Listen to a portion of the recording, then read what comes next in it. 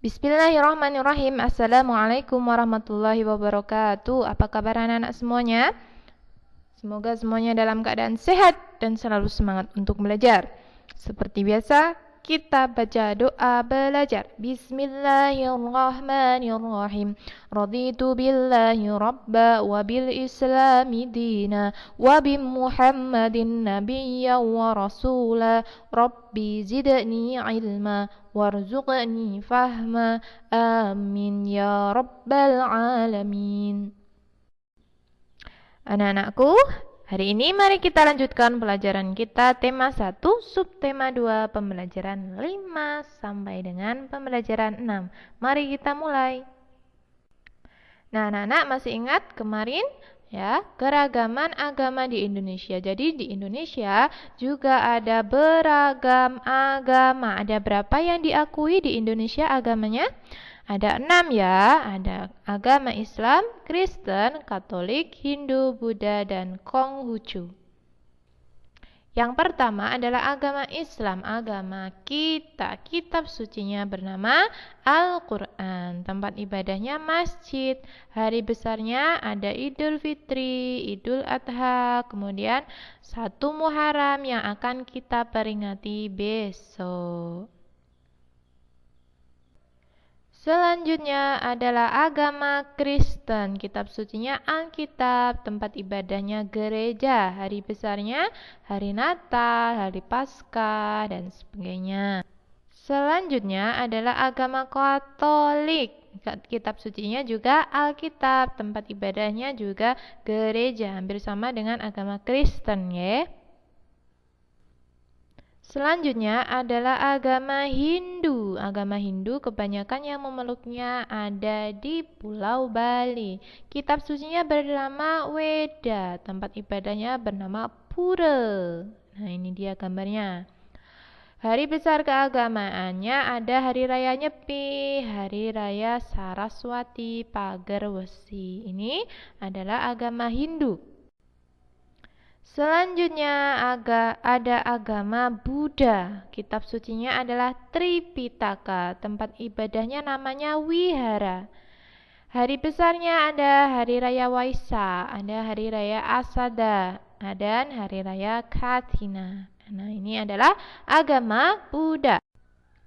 Selanjutnya adalah agama Konghucu. Kitab sucinya Sisubujing. Tempat ibadahnya namanya Kelenteng ini ya. Hari besar keagamannya adalah Tahun Baru Imlek dan Cap Gomeh. Ini agama Konghucu. Nah, anak-anak itulah tadi keragaman agama di Indonesia. Nah, di Indonesia tidak hanya agamanya saja yang beragam, tapi tarian daerahnya juga beragam ya. Nah, hari ini kita akan belajar gerakan tari tradisional. Nah, gerakan tari tradisional itu dibagi menjadi 2. Ada gerak jari, ada gerak kaki nih ya, kaki kurang i. Nah, untuk gerakan tari tradisional, gerakan jari ada 7. Nah, ada yang namanya nyekiting. Nyekiting berarti nyekiting itu adalah gerakan jari. Ada yang namanya ngerayuk. Ada yang namanya nyempurit. Ada yang namanya ngepel. Kemudian ukel, kebyok, seblak. Nah, ini adalah 7 gerakan jari. Nah, kemudian ada gerak kaki. Gerak kaki ada 6 ini. Yang pertama geroda. Kemudian lumaksono. Kemudian gejuk, debek, tanjak kanan, jinjit. Nah, ini gerakan kaki. Nanti penjelasannya bisa kalian baca lebih lanjut di LKS halaman 53 ya, tentang gerakan tari tradisional, gerak jari dan gerak kaki. Selanjutnya anak-anakku, kemarin kita juga sudah belajar tentang gagasan pokok atau ide pokok ya. Nah, hari ini kita akan membuat ringkasan teks dengan peta pikiran yang mengacu pada gagasan pokok ya. Jadi, peta pikiran yang berisi gagasan pokok dan gagasan pendukung dapat dijadikan acuan untuk membuat ringkasan. Nah, apa itu meringkas? Ringkas teks itu adalah sama dengan menulis kembali isi teks tapi secara singkat, bukan disalin ya, tetapi disingkat. Nah, secara singkat itu artinya adalah mengambil dari gagasan-gagasan pokok dan gagasan-gagasan pendukung.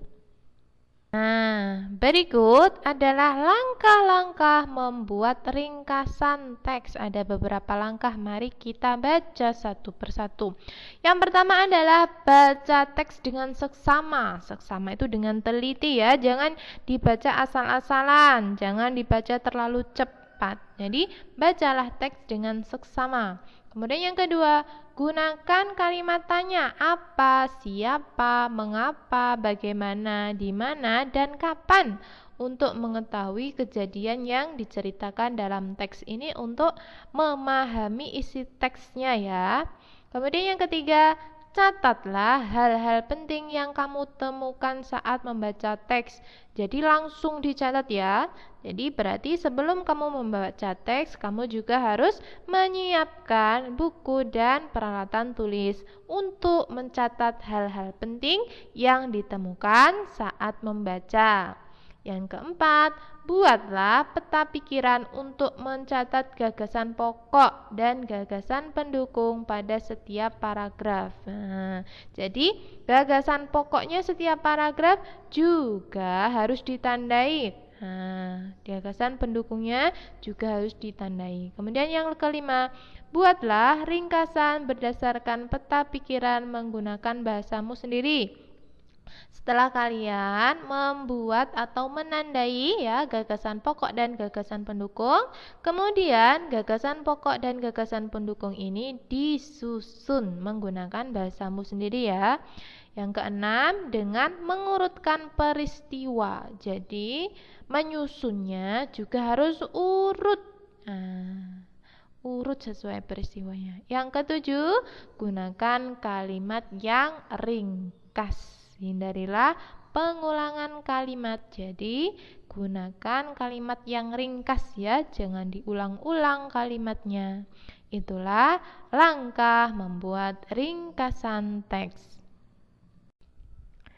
Selanjutnya anak-anak, tugas kalian silahkan kerjakan LKS penilaian harian subtema 2 di LKS ya, halaman 57 sampai 66. Yang dikerjakan terutama pilihan ganda ya. Tolong dikerjakan ya, karena ini untuk nanti bahan penilaian hari Kamis ya. Tolong dikerjakan agar hari Kamis nanti bisa mengerjakan penilaian yang ada di form. Okay? Untuk tugas mengerjakan LKS tidak perlu dikumpulkan, tetapi tolong dikerjakan. Ya. Baiklah anak-anak, itulah pembelajaran kita hari ini. Semoga bermanfaat. Mari kita akhiri.